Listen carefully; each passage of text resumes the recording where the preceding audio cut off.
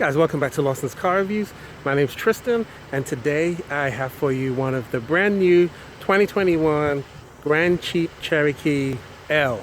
So that is the extended wheelbase version that has the third row of seats.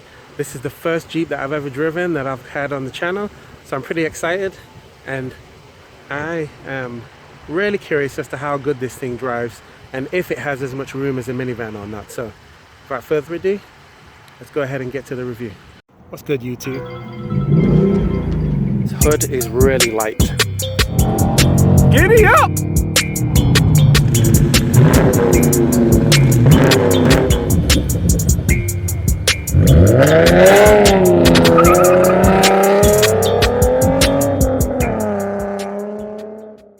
So, first things first, the styling of this car, I think, is absolutely amazing. I love these orange daytime running lights, which obviously works as the turn signals and everything too. These lights are just on right now because I've got it on remote start, but I love the styling of the lights and the whole headlight section, and I'm really liking how they've got this little bit of chrome at the bottom of the bumper and on the middle section. It kind of gives the car a really nice aggressive look, and I'm loving the Jeep badge. Nice classic Jeep lines, and going down the side of the car, it is much longer than the older Cherokee. And like I said, this being the L, you know, it has got the third row of seats. So previously, I don't believe Jeeps really used to have a third row of seats. If you look at the tire size, these are really nice polished aluminium wheels. They've got a 265, a 50, 20. So it's a 20-inch rim with a 255 width on the tire, and then it's got a nice meaty 50mm sidewall. That way you get a nice ride when it comes to the car. And if we take a look at this, it's not cheap. I mean, the price of this one, if it zooms in, it's $51,000. But gas mileage for this type of vehicle is not too bad. So it is the 21 miles combined. So 18 city, 25 highway. And it's the limited model, so it's not the completely base box standard model, which is why you're paying a little bit more for it. It does have automatic liftgate for this vehicle, and as I was saying earlier, we're going to compare it to a minivan. As you can see, it does not have the type of storage that the minivan has whatsoever. Yes, you get a little bit of extra storage under this, but you know, the minivan is just way more. And these seats do fold down, but it just by no means compares to a minivan when it comes to storage. Even when these seats fold down, it's still totally different. So if you're thinking that this can replace a minivan, I would disagree, unless when you go on long trips you're going to use the roof rack in order to transport all of your luggage. Now, these seats are extremely nice, extremely comfortable. In order to get to the back, you can lift this up, and it lifts the whole seat forward, and that way passengers can get back there. There is not really that much room in these back seats. There is as much room as you would get in a minivan, but it's still kind of tight, especially if you're a taller person like me. I'm 6'4", so that wouldn't really work for me. You get these beautiful soft leather armrest. These cup holders though, they're not very deep, so if you take a corner too fast, all of the stuff will fly out. So don't get them any big gulp cokes because it might end up in disaster. The passengers also have their own climate controls back here, and heated seats, which is good. And if you take a look all the way down here, they've got 2 USBs and 2 USB-Cs plus a house outlet so that you can plug in a laptop or something like that. And then you've got these little cargo nets at the back here. But the most impressive part of this vehicle, in my opinion, is actually the interior in the front of the car, which I think is spectacular. These seats are electric. and they have lumbar support. But the steering wheel feels awesome. It's a very nice feeling steering wheel. The stereo system sounds great. I'm not going to turn it up because I don't want a copyright strike, but these do have the Alpine speakers on it. And then you also get a memory seat function on this. Turn the car on. You've got a digital dash. Let me close the door so I don't get the glare. The gear shifter down here is one of the turn knob ones, which I'm not crazy about. I think I said that before in my last video. I'm going to move the car over this way just so that I can show you the screen without having glare in the video. So better put it in park. There we go. So if you, as you see, you've got different modes. You've got sand, mud, snow, auto, and sport. And sport, you can use the paddle shifters up here, which they're just some tiny little baby paddle shifters. But the steering wheel, I think, feels awesome, and I'm really liking this wood texture and look on the steering wheel. It gives it a nice premium look to it. Also have it on the door panels and on the dash. And like I said, the steering wheel and all of the controls and everything is just so updated, and it's so nice and soft to the touch. I am not feeling all of this gloss black because, as you can see, you can already see finger marks here. So you can lift this up. There's more storage in there, more USBs. But if you have all of this down and when the screen's off, you can see so many fingerprints. The armrest is extremely soft, and you've got storage here and an even deeper pocket there, and very nice deep cup holders, and all of the controls for the heated seats and the heated steering wheel comes on the screen. And the car also, like the Chrysler Pacifica, has got lane keep assist, it's got parking sensors, and it also has adaptive cruise control.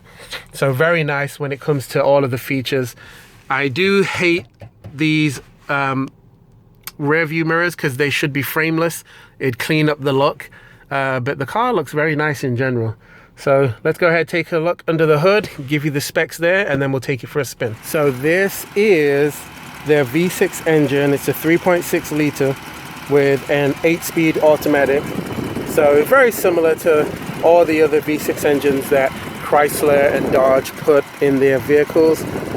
It has 257 foot-pounds of torque, which I think is quite punchy for this vehicle. I mean, since I've been driving it, I can definitely tell that it's got some good pickup, some good get up and go. Also, as far as horsepower, it's got 290 horsepower. It can tow 6,200 pounds, which is quite a bit, and its weight is between 46 and 4,800 pounds. Just depends on the exact model that you get. And the 0 to 60 times in this vehicle is around 7.3 seconds.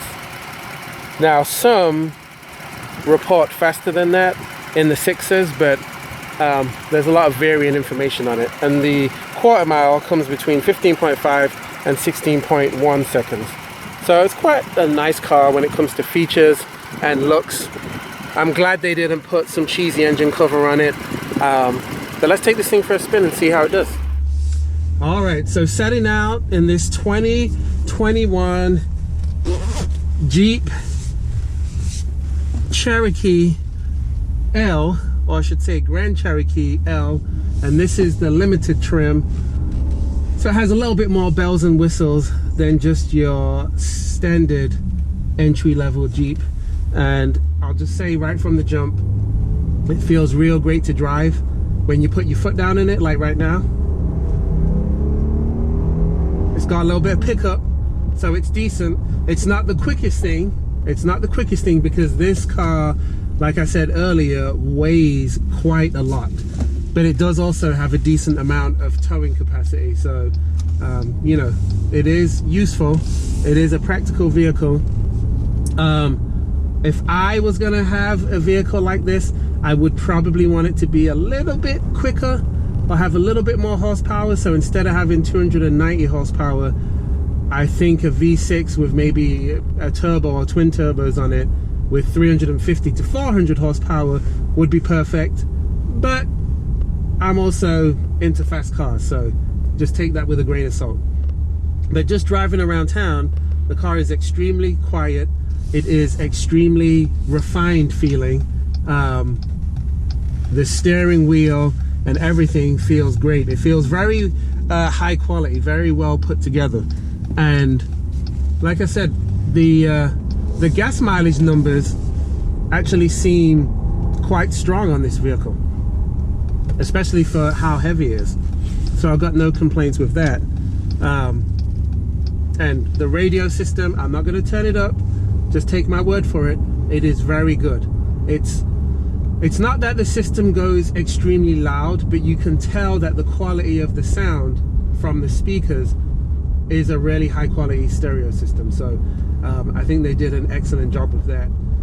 The one thing I would say, and I like the look of all the dials and all of that stuff, and I actually like that you can control the heated seats and the heated steering wheel from some buttons down here on the dash. But on the Chrysler Pacifica, I didn't notice that you could do that. To me, on the Pacifica, it looked like you had to do everything through the infotainment system. So the fact that you can actually do it using the infotainment system or using the buttons down here, it's actually nice just to have the option. So I'm really appreciative of that they even thought about doing that, because some people hate doing everything through the infotainment just to do basic things. Now I'm picking up my speed and I'm going around 66 miles an hour, which is not that fast. I mean, most people go faster than that on the highway. And what I notice is, now that my speed level is faster, the car has become a little bit more loud. It's not extremely loud. It's still quieter than, let's say, my Chrysler Town & Country, but it isn't as quiet as the Chrysler Pacifica. And that might just have to do with the shape of the overall vehicle. The Pacifica is kind of sleek in its styling, whereas this car is a bit more blocky. As far as looks, I think this is one of the best looking SUVs that you can buy today. That's just my opinion, but I do really like the look of these new Grand Jeep Cherokees. I think they look really good. But it drives nice. I mean, I don't really have any complaints other than I wish it was a little bit faster, and I wish there was a little bit more leg room for the people who sit all the way back in the third row. You can get these cars with the bench seat like this does, which means you can get 2 in the front, 3 in the middle, and then 2 at the back to seat 7. Or you can pay a little bit more and get the captain's chairs in the middle, which means you get 2 in the middle and 2 at the back, but that means then that you can only seat 6 instead of seating 7. So if you have a larger family like I do, I've got 4 kids, it means you won't be taking anybody's friends anywhere if you've only got a 6-seater. So it is useful to have the 7th seat. So that's just something to keep mind of. Let's put foot down again. And one other thing I'm going to mention, when you use the paddle shifters, the car does shift, but it doesn't really shift that fast. So to me, using the paddle shifters would honestly kind of be a waste of time. The turning radius on the car is excellent too. I mean, I just did a really tight turn that I can't do in many other cars that I've driven, and it felt perfect. So the quality is really high in here. All of the materials feel very durable. I don't think that this car is gonna fall apart after 5 or 10 years like some vehicles. So it's good. It's a thumbs up from me when it comes to this car. So I'll put my Lawson score up on the screen, bing, right now. Leave your comment, like the video. Let me know if you think there's another SUV that's better. I'm going to bring more SUVs to the channel because this is really one of the first few that I've done on here. I'm going to try and get the Telluride and all of those and compare them, and then you guys can let me know what you think. Thanks for watching. I'll see you in the next video.